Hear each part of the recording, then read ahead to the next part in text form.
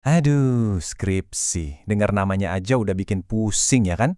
Tenang, kamu nggak sendirian kok. Di sini kita bakal kupas tuntas perjalanan skripsi, benar-benar dari nol, dari ide sampai akhirnya kamu bisa wisuda.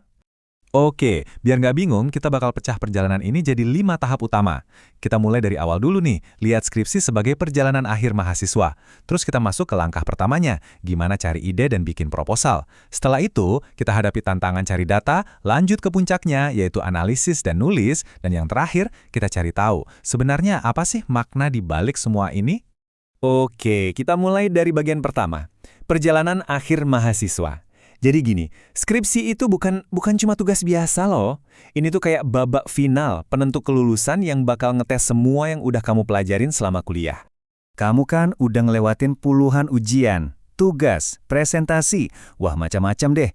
Tapi sekarang ada satu rintangan terakhir yang berdiri di antara kamu dan toga wisuda. Kira-kira apa ya? Jawabannya ya skripsi. Tapi apa sih skripsi itu sebenarnya? Jangan bayangin ini cuma sekedar makalah super tebel ya. Skripsi itu intinya adalah bukti nyata kalau kamu benar-benar paham dan menguasai ilmu yang kamu dapetin selama kuliah. Nah, buat ngerjain ini, kamu perlu upgrade skill.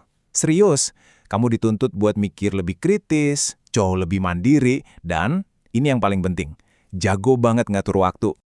Oke, sekarang kita mundur sedikit ke titik startnya. Kita masuk ke bagian kedua, langkah awal. Di sini kita bakal lihat gimana caranya sebuah ide kecil di kepala kamu bisa berubah jadi proposal penelitian yang keren. Proses awal ini sebenarnya ada 4 langkah praktis. Pertama, pilih topik. Kedua, susun proposalnya. Ketiga, konsultasi sama pembimbing. Dan keempat, siap-siap revisi. Nah, kuncinya itu justru ada di langkah yang paling pertama. Nah, ini dia nih kuncinya. Kalau kamu pilih topik yang emang kamu suka, yang bikin kamu penasaran, skripsi itu rasanya bisa berubah loh. Dari yang tadinya beban serem, jadi kayak petualangan seru. Kenapa? Soalnya topik yang kamu suka itu bakal jadi bahan bakar kamu pas lagi capek-capeknya. Terus soal revisi, ingat ya, revisi itu bukan berarti tulisan kamu jelek. Sama sekali bukan. Anggap aja revisi itu upgrade. Setiap masukan dari dosen itu sebenarnya bikin karya kamu jadi makin kuat dan tajam. Makanya, sabar dan tekun itu udah kayak sahabat terbaik kamu deh selama proses ini.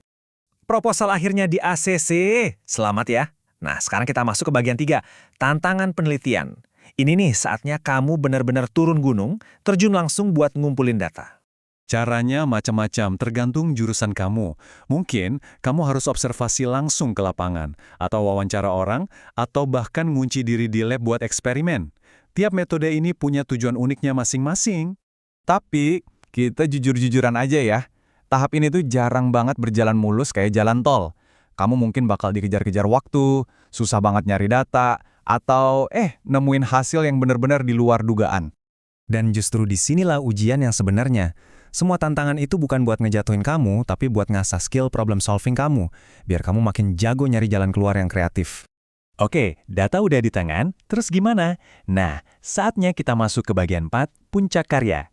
Di fase inilah, kamu bakal merangkai semua kepingan data yang kamu punya lewat analisis dan penulisan. Tantangan terbesarnya apa? Yaitu mengubah data mentah yang mungkin tadinya kelihatan acak-acakan jadi sebuah informasi yang punya alur cerita, yang logis, dan yang paling penting, bermakna. Ini tuh benar-benar kayak nyusun puzzle raksasa, kamu harus super teliti buat mastiin semua bagiannya nyambung. Dari bab pendahuluan, analisis data, sampai kesimpulan, semuanya harus ngalir dengan mulus dan ngebangun satu argumen yang kuat. Dan akhirnya, kita sampai di bagian terakhir, makna di balik skripsi. Setelah semua begadang, semua revisi yang nggak ada habisnya, apa sih yang sebenarnya kamu dapetin? Apa cuma selembar ijazah aja? Poin utamanya tuh ini teman-teman, skripsi itu bukan cuma soal nilai atau seberapa tebal hasilnya, tapi ini soal perjalanan pertumbuhan diri kamu selama prosesnya. Percaya deh, proses ini tuh ngubah kamu. Semua tantangan yang udah kamu lewatin tadi, itu sebenarnya lagi ngebentuk skill-skill penting. Kayak kemampuan mecahin masalah, analisis kritis, kegigihan, skill yang bakal kepake banget di dunia kerja nanti. Jadi, pas kamu berhasil nyelesain skripsi, kamu itu sebenarnya udah ngebuktiin ke diri sendiri kalau kamu sanggup naklukin tantangan yang super rumit. Perjalanan ini udah ngetes kamu habis-habisan, dan sekarang kamu siap buat perjalanan hebat berikutnya. Semangat ya!